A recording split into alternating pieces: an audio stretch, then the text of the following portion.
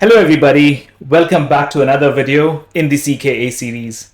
This is video number 14 and I call it Secrets, the Dhurandar of Kubernetes.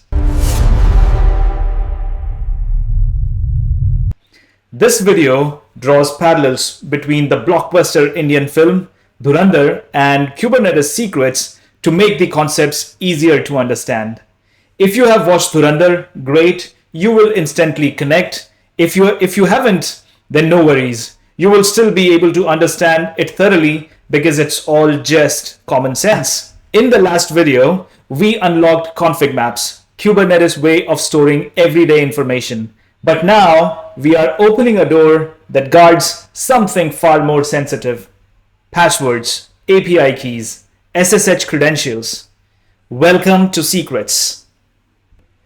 If config maps were the information about what's inside the house, then secrets are where Kubernetes stores the keys to your house, the passwords to your safe, and maybe even the access codes to your entire kingdom.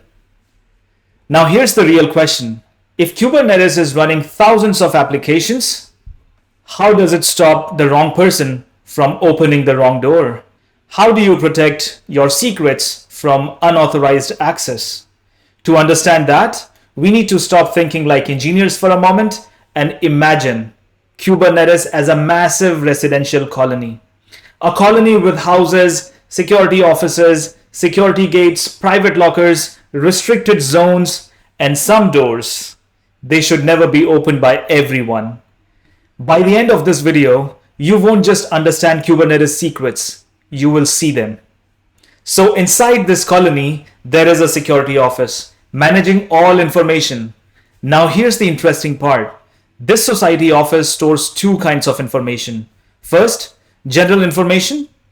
Things like who lives in which house, which unit belongs to which family, and basic vehicle details of every house.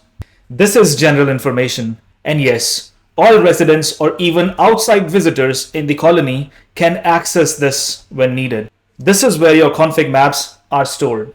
The information that lives here is not very confidential. So if someone has access to the colony, they can directly walk into this office and get the information they need. Second, sensitive information. Inside the same office, there is another category. Wi-Fi passwords, door pins, private access codes. Basically the kind of information you don't want to be printed on a notice board. Now, important point. Visitors from outside or even people living in the colony don't automatically get access to this. Only authorized access is allowed. But before we jump into creating anything, let's slow down for a second. Because secrets in Kubernetes are not just one single thing. They come in different forms, depending on what you want to store. Let's quickly understand the three common types you will see in the wild. Let's run kubectl create secret -- help command. It shows you the different kinds of secrets you can create with their descriptions. But there will be just one that we will cover in this video, generic secrets. This is your everyday secret. You use it for things like passwords, API keys, tokens, basically any key value sensitive data you define manually. For example, DB password is equal to Ravi123. And the good news is, in the CK exam, you will mostly be working with only generic secrets. So for our lab, we are going to focus only on that type. No distractions, just the exact kind you will actually use in the exam. And now let's see this theory come alive. Let's create our first secrets. Here's how our secret agent comes to life in Layari.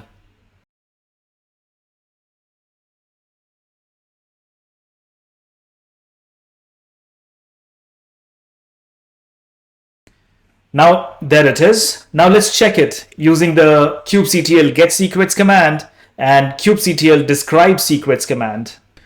Notice something immediately. Kubectl describe secret. You don't see the values. You only see the keys and metadata. It's like going to the society office, secrets wing, and asking for the Wi-Fi password. And they just say, yes, it exists, but don't show it to you. kubectl get secret command. Look closely. The password is not something that we put. It has transformed, same as Jaskirat in the movie turned into Hamza, the agent. Real identity concealed. Now, I need you to understand something very important. Base 64 is not encryption. I'll say that again because this is where people get tricked in exams. Base 64 is not encryption. Jaskirat didn't turn into a real lion to conceal his identity, but just changed his looks, style, and attire to fit in the new environment. This is just encoding. It's like writing English in a different font so it fits properly in the system. Now let's decode the password.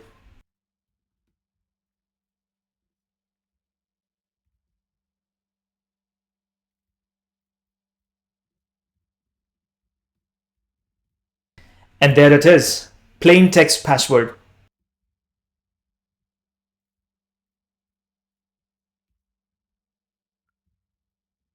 This shows that anyone with the access to the encoded password can turn it back into its original form and read it. So, in our colony, even though the sensitive data is stored in a society office, it is not exposed directly. And more importantly, access is controlled. So, what actually protects the secrets? If not base 64, then what? It's something else, RBAC, role-based access control. In simple terms, only people with the right permissions can even enter the space where specific secrets live, let alone requesting them. For example, imagine we have three namespaces, dev, non-prod, and prod. I covered namespaces in detail in my labels and selectors video, so definitely check that out if you haven't already. Now let's say a user only has access to the dev namespace. That means they can enter dev, they can request secrets inside dev, but here's the important part. They cannot access non-prod or prod. They can't even see whether secrets exist there. And that's where real secret security begins.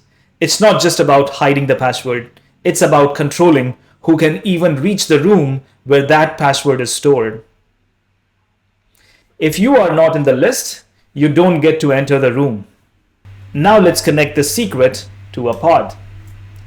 Notice how we don't need to know the YAML code to do this. Just understand what you want to do and modify the YAML copied from kubernetes.io accordingly, just like I am doing for this demo. Name of the pod changed to Hamza-house and secret ref is Hamza-secret because that's the name of our secret in the environment. Let's apply this pod YAML.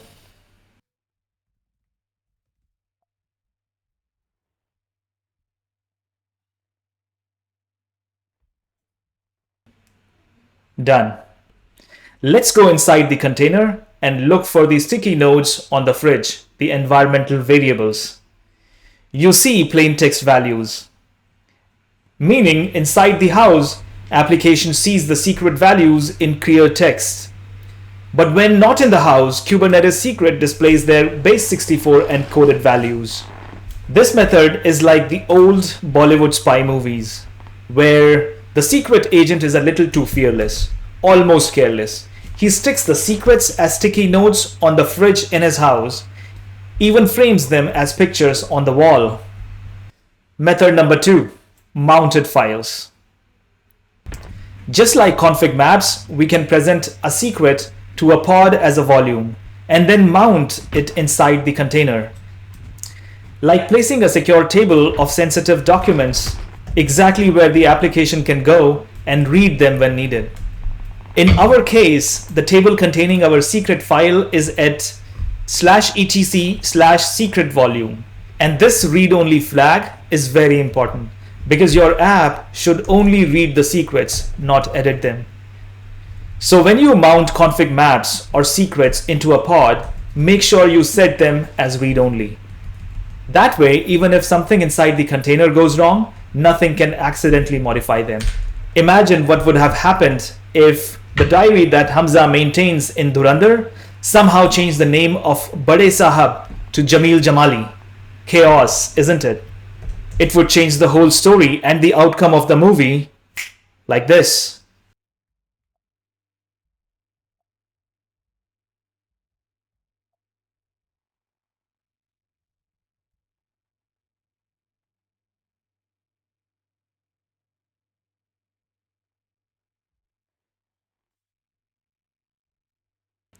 Let's go inside this pod and walk towards the table containing our secrets file. It's in /etc secrets volume. And there it is. Each key became a file. Let's view the file contents. And there you go, Hamza's secret values. They are again stored in plain text. They are again in plain text. No encoding, no encryption. Good. But at least they are not on the fridge as sticky notes. They are in a file on a table that only the owner of the house knows about, not in plain sight.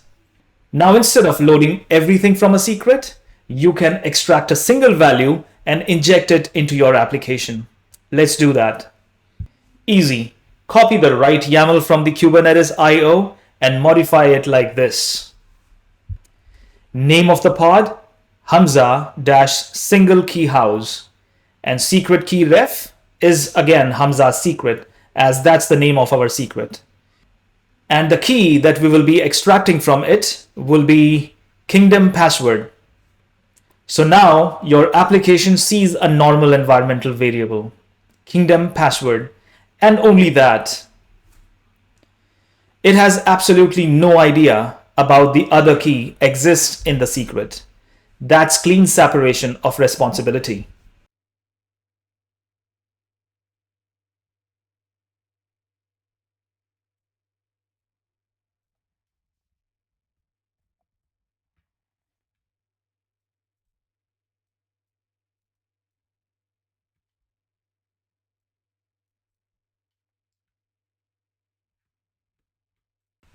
Now here's the challenge for you, and I'm not going to walk you through this one, because this is where things get interesting, and I want you to try it.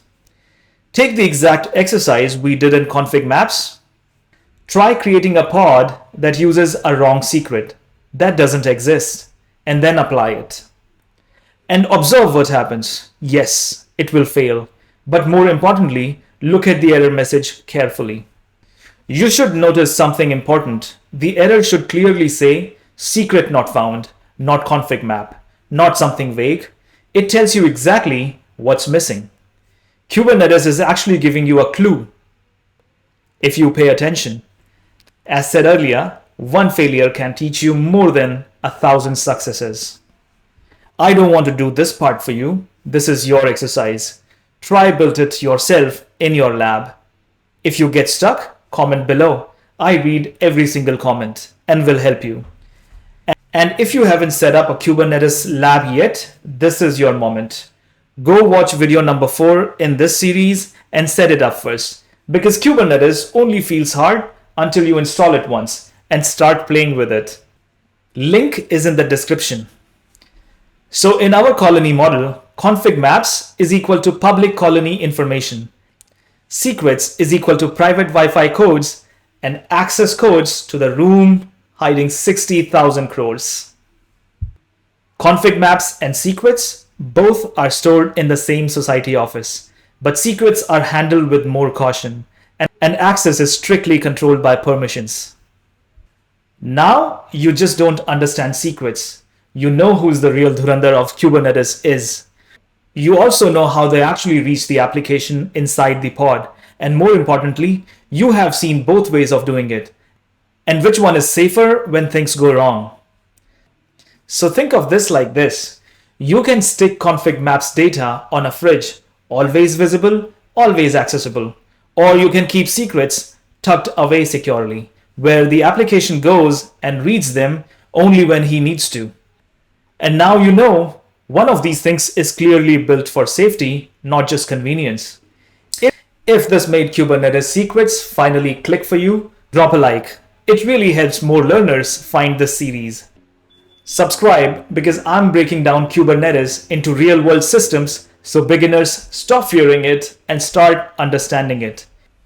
Everything in IT is inspired by real world systems. And that's exactly what I bring to you. Concepts that feel intuitive, not intimidating. Because once you see it this way, Kubernetes stops being confusing and starts making sense.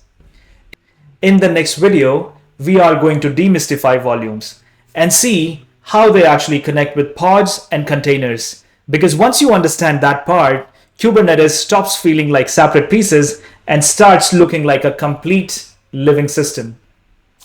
Keep watching, keep building.